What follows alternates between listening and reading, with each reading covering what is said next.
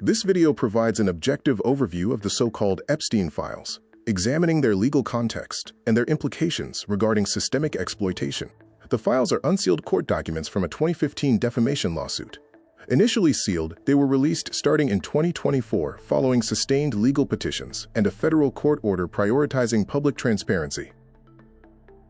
These documents contain legal testimonies, logistical records like flight logs, and names of over 150 individuals. This data helps map the network, though inclusion in these documents does not inherently imply criminal activity. The files reveal significant societal issues, including the weaponization of wealth, institutional failures within legal and financial systems, and how complex power structures can delay accountability. Ultimately, the release of these records serves as a public document, offering transparency and historical validation. It continues to drive demands for systemic reforms to protect vulnerable populations and dismantle networks of exploitation.